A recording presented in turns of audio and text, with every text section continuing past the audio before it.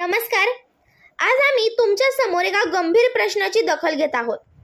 ही आहे पिंपळगाव हरेश्वर येथील जिल्हा परिषद उर्दू शाळा, जिथे शिक्षकांच्या अभावामुळे विद्यार्थ्यांचे भविष्य अंधारात आहे. गेल्या अनेक वर्षापासून येथे शिक्षकांची पदे रिक्त आहेत, पण प्रशासनाचे मात्र याकडे नेहमी दुर्लक्ष होत आहे. पिंपळगाव हरेश्वर येथील जिल्हा परिषद उर्दू शाळा ही परिसरात शिक्षण देणारी एक महत्त्वाची शाळा आहे. मात्र येथे अनेक वर्षापासूनच शिक्षकांची पदे रिक्त आहेत. अशीच परिस्थिती काहीशी तालुकाभर पाहायला मिळत आहे. त्यात खास करून पिंपळगाव, वरसाडे, नगरदेवळा, वरखेडी अशा मोठ्या गावांचा समावेश होतो. गावकऱ्यांनी, पालकांनी आणि शालेय व्यवस्थापन समितीने याबाबत आमदार, तहसीलदार, जिल्हाधिकारी आणि जिल्हा परिषद मुख्य कार्यकारी अधिकारी यांच्याकडे वारंवार विनंती केली आहे. मात्र त्याकडे दुर्लक्षित केले गेले. यावेळी निवेदन देऊन पाठपुरावा करूनही प्रशासनाकडून यावर कोणतीही ठोस कारवाई झालेली नाही. शिक्षकांच्या करमतेमुळे विद्यार्थ्यांचे शिक्षण बाधित होत आहे. अनेक विषयांचे वर्ग नियमित होत नाहीत, ज्यामुळे विद्यार्थ्यांचे शैक्षणिक नुकसान होत आहे. पालक म्हणतात की आम्ही आमच्या मुलांना चांगल्या शिक्षणासाठी येथे पाठवतो, पण शिक्षकांअभावी त्यांचे भविष्य धोक्यात आले आहे. प्रशासनाने याकडे गांभीर्याने लक्ष द्यावे अशी त्यांनी मागणी केली आहे. पिंपळगाव हरेश्वर येथील उर्दू शाळेचे शालेय शिक्षक समितीचे अध्यक्ष तलीब शेख यांना आपल्या तीव्र भावना मांडल्या. यावेळी शाळेचे मुख्याध्यापकही हजर होते. अस्सलाम वालेकुम, नमस्कार, जय हिंद. मी तालिब कुतुबुद्दीन शेख, अध्यक्ष जिल्हा परिषद उर्दू स्कूल पिंपळगाव हरेश्वर आणि सामाजिक कार्यकर्ता. मी आज शासनाला एक नम्र विनंती करण्यासाठी इथे एक देत आहे की आमची शाळा पिंपळगाव हरेश्वर येथील कमीत कमी 80-85 वर्षापूर्वीची जिल्हा परिषद उर्दू शाळा आहे आणि इथे दुसरी ही अल्पसंख्याक समाजासाठी शिकण्यासाठी दुसरी कोणतीच संस्था नाही. तरी शासनाला मी या शाळेत 2010-11 पासून SMC मध्ये आहे, अध्यक्ष पदावर आहे, सदस्य आहे, उपाध्यक्ष म्हणून पण कार्यरत केलेले आहे आणि आता सतत अध्यक्ष पदावर कार्यरत करत आहे. तरी प्रत्येक वेळेस वेळोवेळी 2013-14 पासून शिक्षकांची मागणी करत आलेली आहे. तर मागणी करत असताना शिक्षक आम्हाला भेटतात, पण भेटले की नवीन भेटतात आणि जुन्यांची बदली होऊन जाते. म्हणजे पुन्हा तोच खेळ हाच आमचा कार्यक्रम चाललेला आहे. म्हणजे आम्हाला इथे 9 शिक्षकांची आवश्यकता आहे. त्यापैकी एक मुख्याध्यापक, 3 पदवीधर शिक्षक आणि 5 उपशिक्षक. पण आज रोजी आमच्याकडे फक्त 2 पदवीधर आणि 3 उपशिक्षक आहे. म्हणजे आमच्या इथे अजून 2 उपशिक्षक, 1 पदवीधर आणि 1 मुख्याध्यापकची आवश्यकता आहे. हे जर आवश्यकता पूर्ण झाली तर आमच्या या मुलांना, गोरगरिबींचे जे मुलं आहे यांना पूर्णपणे शिक्षण मिळेल. आणि शासनाने जे राबवलेलं आहे शालेय पोषणाहार, त्या शासनाच्या निर्णयाचं आम्ही पहिले स्वागत करतो. भरपूर दिवसापासून चालू आहे, परंतु शासनाने आम्ही एक वेळेस उपाशी राहू, पण आमच्या मुलांना शिक्षण भेटला पाहिजे. याच्यासाठी शासनाने आम्हाला शिक्षक द्यावा. आम्हाला खिचडी नाही दिली तरी चालेल, कारण शिक्षण हा वाघिणीचा दूध आहे आणि जर मुलगा शिकला तर त्याचा हक्क तो बरोबर घेऊन टाकेल, पण फक्त खिचडी खाऊन तो हक्क घेऊ शकत नाही. तर शासनाने खिचडीकडे दुर्लक्ष केलं तरी चालेल आम्हाला, पण शिक्षक ही प्रत्येक, मी म्हणतो की महाराष्ट्राचे प्रत्येक शाळेत शिक्षक पूर्ण द्या तुम्ही, तर भारत हा साक्षर देश बनणार. तसंही आपला देश आज जगावर राज करणारा देश आहे आणि जगातली पॉवरफुल सरकार आज आपल्याकडे आहे. असं असताना काही ग्रामीण भागात आज एज्युकेशन साठी काही हे नाही, व्यवस्था नाही बरोबर. आता शहरी भागात काय की इंग्लिश स्कूल वगैरे हे काही असतात, काही पैसेवाले लोक असतात, तर त्यांच्या मुलांना तिथे. पण आज जे गरीब आहे, पैसे भरायला पैसे नाही मुलांचे एज्युकेशन साठी, ते कुठून भरणार ते पैसे? आज कुठे फी 1 लाख आहे, 40,000 आहे, 30,000 आहे. गोरगरीब त्यांचा पोट पालन करणार की हे करणार? आता ग्रामीण भागात काय असतं, शेतकरी असतात, शेतमजूर असतात, यांचेच मुलं आज जिल्हा परिषद शाळे आणि जिल्हा परिषद शाळा याच गोरगरिबांच्या मुलांमुळे जिवंत आहे. जर भारताला खरंच साक्षर करत असेल तर याच गोरगरिबांच्या मुलांकडे आपल्याला लक्ष द्यावं लागेल आणि यांच्यासाठी एक वेळेस उपाशी आम्ही पालक लोक एक वेळ उपाशी राहू, पण आमच्या मुलांना शिक्षण देऊ. तर याच्यासाठी शासनाने शिक्षक द्यावा. शासनाचे साहित्य, शासना गणवेश वाटप, बूट, पायमोजे हे भरपूर शिक्षण मुलं शिक्षणाकडे वळावा म्हणून शासन भरपूर जिल्हा परिषदला या निध्या वगैरे सगळं काही देत आहे. पण शासनाने याच्यासोबत शिक्षकांचाही पाठपुरावा पूर्ण करावा. आता चालू पिरियड मध्ये शिक्षकांच्या बदल्या चालू आहे, त्याच्यात पैकी 3 संदर्भ झालेले आहे आणि 4था संदर्भ मला वाटतं आता चालू आहे. पण काय असतं की शिक्षक सुद्धा आपल्या सवलतीनुसार काय असतं की हायवेवर गाव पाहिजे, रोडवर गाव पाहिजे. मग या ग्रामीण भागात कोण येणार? या ग्रामीण भागात सुद्धा शिक्षक यायला पाहिजे. प्रथम प्राधान्य या ग्रामीण भागातले पूर्ण भरती करावा. नवीन शिक्षकांनी ग्रामीण भागातली भरती करावा. आता जुने शिक्षकांची ज्याला 5-5, 10 वर्ष एका ठिकाणी झालेले अशा शिक्षकांचे बदल्याचे संदर्भ चालू आहे. तरी शासनाने त्याच्यातून तरी आम्हाला शिक्षक द्यावा. आणि जर नाही दिलं तर आम्ही प्रत्येक वेळेस एक शांतीनं मार्गाने आदरणीय सीओ साहेब, आदरणीय जिल्हा शिक्षणाधिकारी साहेब, आदरणीय माजी अध्यक्ष जिल्हा परिषद त्यांना पण आम्ही ही दिलेले निवेदन दिलेले आहे. आदरणीय आमचे गटाचे आदरणीय मधुभाऊ पाटे यांना सुद्धा आम्ही निवेदन दिलेले आहे. माननीय आमदार किशोरप्पा पाटील साहेब यांना सुद्धा दिले निवेदन. ह्या लोकांनी प्रयत्न सुद्धा केले. आमदार किशोरप्पा पाटील साहेब आणि जिल्हा परिषद सदस्य मधुभाऊ पाटे यांचा मी शाळा व्यवस्थापक समिती आणि समाजामार्फत धन्यवाद म्हणतो की त्यांनी आम्हाला मागच्या नवीन भरत्यांमुळे इथे म्हणजे आमच्याकडे शिक्षक कमी होते, 3-4 शिक्षक होते. मग 2 शिक्षक चालले गेले तर एकच शिक्षक होतं.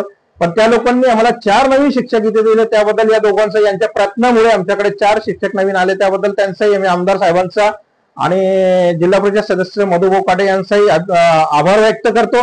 परंतु या दोघांना या माध्यमातून एक विनंती सुद्धा करतो की असे भरपूर शाळा आहेत. त्याच्यात शिंदाळ झाला, सातगाव झाला, पिंपळगाव झाला, वर्षाला तांडा आहे. असे आता आपला वरकरी भोकरी म्हणून शाळा आहेत. त्यात कमीत कमी 700 पट संख्या आहे त्या शाळांची. आणि तिथे फक्त किंवा 8 किंवा 10 शिक्षक आहे फक्त. आता 700 पट संख्या आणि 8 आणि 10 शिक्षक ते एज्युकेशन काय देणार? खिचडी दररोज खाणे हा नाहीये. पोट भरून जाणार पण छोटी मुलं अशिक्षित राहणार. शाळेत जाऊन शिक्षण भेटणार नाही कारण शिक्षण देणारा शिक्षकच तिथे उपलब्ध नसणार. तर याच्यासाठी शासनाने टोटल ग्रामीण भाग जसं लोहारी एक आमचं लोहारा कलमसरा झाला तिथली परिस्थिती बिकट आहे. कुराड झाला म्हणजे पाचोरा तालुक्यातले जेवढे उर्दू शाळा म्हणा किंवा शेवटचे जिल्हा परिषद मराठी शाळा म्हणा त्या शाळांमध्ये भरपूर ठिकाणी शिक्षक कमी आहे. तर शासनाने याच्याकडे कृपया करून लक्ष द्यावा आणि संपूर्ण होणाऱ्या भरत्यांमध्ये अव्वल भरतीसाठी प्रोत्साहन म्हणजे ग्रामीण भागात द्यावा. शिक्षक ही माणूस आहे परंतु प्रत्येक माणूस आपला स्वतःचा विचार करून तो काय करतो की कोणतं गाव रोडावर आहे बस पहिले तो प्राधान्य, कोणत्या शहरात जायचं आहे मला तो करायचा. पण असं न करता शासनाने स्वतः अधिकारी जे वरिष्ठ अधिकारी आहे यांनी विचार करायला पाहिजे की नेमणूक कुठे व्हावी. जिथे आवश्यकता आहे त्याच ठिकाणी शिक्षकांची पहिले नेमणूक व्हावी. शहरात तर केव्हाही कोणीही जायला तयार असतं. आताची परिस्थिती शहरात असं आहे की तिथे 2 किंवा 3 शिक्षकच कमी आहे. पण ग्रामीण भागात डायरेक्ट 50% स्टाफ आहे. पूर्ण स्टाफ कुठेच नाहीये किंवा 90% स्टाफ नाहीये. पण शहरी भागात आजच्या कंडिशनला 90% स्टाफ आहे. तर असं शासनाने खेड्यापाड्यामध्ये अन्याय न करता पूर्ण शिक्षक द्यावा. आणि शिक्षण हा वाघिणीचं दूध आहे. मुलगा जर शिकला तर त्यांचा हक्काची लढाई स्वतः लढेल पण त्याला शिक्षण द्यावा जेणेकरून भारत ग्रामीण जोपर्यंत ग्रामीण भाग मजबूत होत नाही तोपर्यंत भारत मजबूत होत नाही. आज आपला भारत फार मजबूत आहे, जगावर मजबूत आहे आणि यासाठी शासनाने हे या गोष्टींकडे लक्ष द्यावा. आणि आमची नम्र विनंती की इतकी जुनी शाळा आहे आणि प्रत्येक लोकांना आम्ही मागणी केलेली आहे. आदरणीय मधुभाऊ पाटे यांच्याशी 2 दिवसापूर्वी आम्ही काही सदस्य जाऊन चर्चा केलेली आहे. समितीचे सदस्य आणि काही सामाजिक कार्यकर्ता होते आमच्यासोबत. भाऊंनी तसं आश्वासन दिलंय की 1 किंवा 2 शिक्षक तुमच्याकडे नक्की येणार. तर मी तर हेच म्हणतो की येणाऱ्या 15 ऑगस्टची स्वातंत्र्य जे आहे त्या दिवशी जे आनंदाचा दिवस असणार तर त्याच दिवशीच आम्हाला ही बातमी मिळावी की तुमच्याकडे 2 शिक्षक आले नाही काहीतरी 4ची मागणी आहे आमची तर 2 तरी आले अशी आम्हाला बातमी जिल्हा परिषद अधिकाऱ्यांकडून यांच्याकडून मिळावं अशी आमची नम्र विनंती आहे. शिक्षक संख्या कमी असल्यामुळे विद्यार्थ्यांवर आणि पालकांवर काय परिणाम? शिक्षक संख्या कमी असल्या कारणाने काय होतं की जितकं आपल्याला एज्युकेशन आता आजची कंडिशन अशी की एका शिक्षकाकडे 2 वर्ग आहे. एका वर्गात 30, 35 मुलं म्हणजे 60 आणि 55 मुलं एका शिक्षकाकडे आहे. तर साहजिकपणे तो शिक्षक कुठपर्यंत लक्ष देऊ शकतो. आता जर बघितलं आरटीए नियम नुसार जर बघितलं तर एका शिक्षकाकडे 30 मुलं पाहिजे ना, 30 मुलं पाहिजे.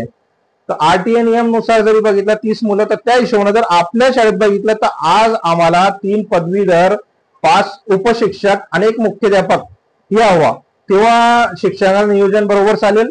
तरी आमच्याकडे असलेले जे 5 लोक आहे आणि एक लाडका भाऊ योजनेतून एक शिक्षिका आम्हाला मिळालेली आहे सध्याच्या स्थितीला. तर ते त्यांचा खूप इमानदारीनं आणि चांगल्या याच्यानं त्यांचं एज्युकेशनचं काम पार पाडते आहे. जिल्हा परिषद शाळा हे टिकवणे खूप महत्वाचे आहे. कारण त्याचं काय असतं की त्याच्यात शेतकऱ्यांची मुलं, मजुरांची मुलं, काही गोरगरीब जे इतर मजुरी करणारे आहेत यांचेच मुलं इथे शिक्षक, श्रीमंताची मुलं काय कुठे ना कुठे बाहेरगावी जाऊन एज्युकेशन घेऊ शकतात आणि घेतच आहे.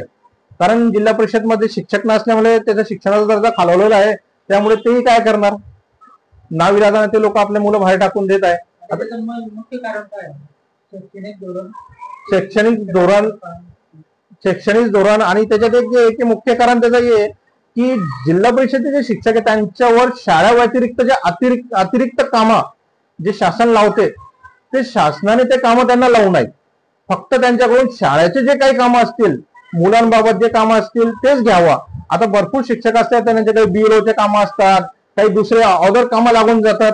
ते असे भरपूर कामं जे शिक्षकांकडून जे घेतात ते कामं शासनाने घेऊ नये. त्यांना फक्त एज्युकेशन टू एज्युकेशन हेच काम त्यांच्याकडे सोपवा, तर ते शिक्षणाचा दर्जा तिथे वाढणार. कारण शिक्षकाचे डोक्याचा ताण कमी होईल, तो शिक्षक एक इथेच लक्ष देणार ना सारखा. त्याच्यामुळे